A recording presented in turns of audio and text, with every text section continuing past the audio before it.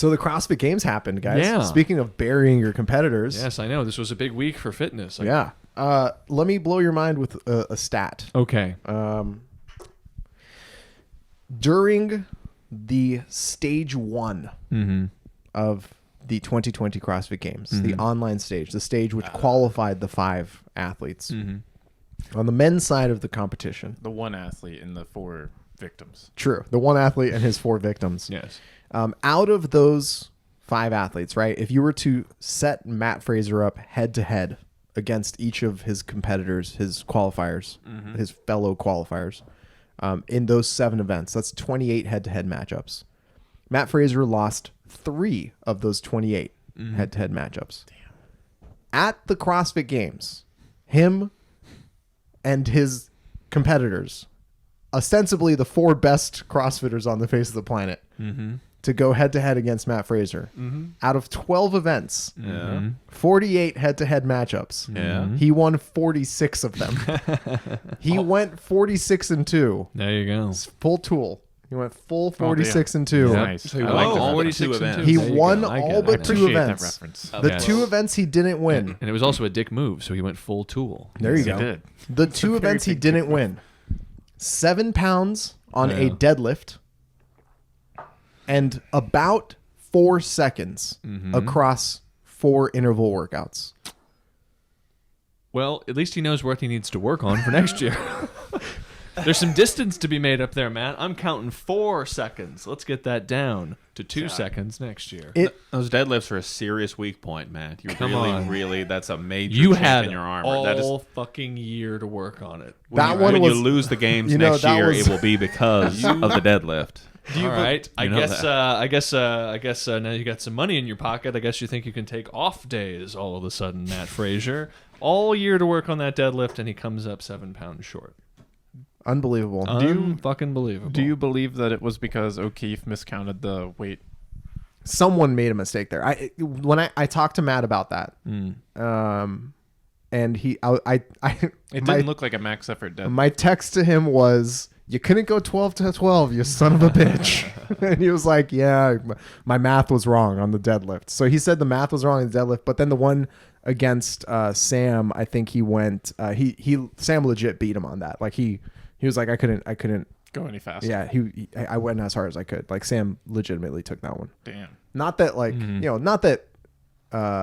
not that Jeff Adler's total wasn't a legitimate win, but I think they thought that they had won. Because if you watch it again, you guys, I don't think you guys saw that event. But if you guys, Matt does like he celebrates, and Jeff Adler, who beat him, is like, "Oh, okay, I guess I'll take second place. That's pretty cool. That's the best I can do this weekend. That's the best I can do this weekend." Yeah. And even before the event started, Jeff Adler, before the weekend started, they were interviewing Jeff Adler, and he was like, "Yeah, my goal is like one of us has to beat Matt at one of the events." That was the like stated his goal. He's like had nothing to say about Was winning he looking those. at his feet Okay. while he said it? he's like, I don't know about beating him. I just know that at least one of us has to beat him at something this weekend. I just thought it'd be. I think one of us should maybe win. It'd be good if one of us won an event. Is all I'm saying. All I'm saying, man. Yeah, that's almost a direct quote. Except with So, a yeah. French Canadian Yeah. accent. So yeah, the weekend on the men's side was, it was dominant on both sides, but Yeah. it was pretty freaking ridiculous. Yeah. It was as bereft for hope for the other competitors as it was of an audience adding energy to the events. It was just like a slow wind of death, while Matt Fraser just annihilated the entire field. Yeah. It was as we explored putting it in black and white when we watched it the other day, which was very effective. I strongly suggest going back and looking at it. You just need to go back, rewatch almost any of the events in black and white with Philip Glass playing in the background, and you'll understand the harrowing existential dread that all the competitors were having. Every event.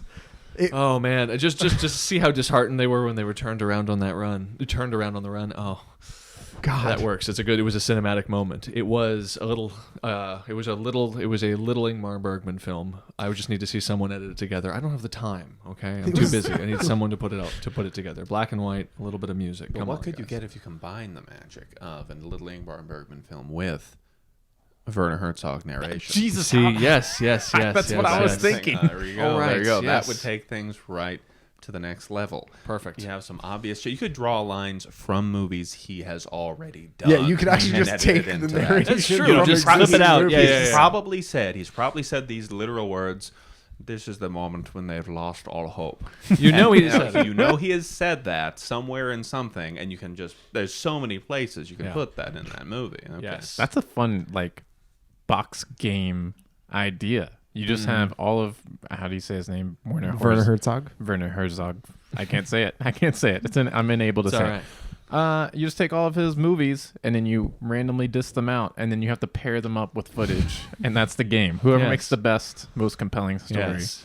I would Past, watch it. future, the present is eternal, Yes. and the eternal suffering. That's right. Beginnings, endings, these concepts have no meaning. I'd In like this, our CrossFit Games.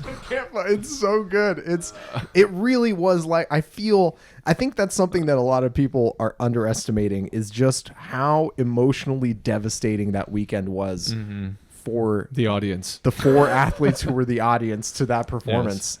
They're just literally standing there and hoping one of them will beat him at something. Yep. Yeah, Carrie seems like the only one that wasn't affected by it. Yeah, Carrie and Haley. I think Haley was also... Carrie's, Well, on the like, women's used to side, it. it was different. On the women's side, it was different. Like, Brooke, I think, was the only one that was really got, negative momentum and had a really hard time clawing back from that. I just felt like it was that scene with the meme with James Franco where he has the noose around his neck. First And time? Yeah, Carrie Pierce is James Franco. She's like, first time? You got to get your win somewhere else.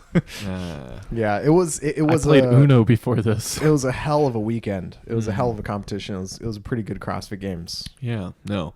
And so on the women's side, how did things turn out? You say it was different. How did It was things shake a out? little different. There was a lot more parity. You know, there was an event that Tia took last in. That's pretty cool. Yeah, you why know, is she so bad at handstand walking? I don't know. Maybe if it was 200 yards, she would have won. Probably. We don't know. Yeah. But yeah, it was definitely one of those. It was definitely one of those competitions. Like on the men's side, you know, it wasn't until Saturday night, Sunday morning that Sam Quant separated himself from the rest of the field.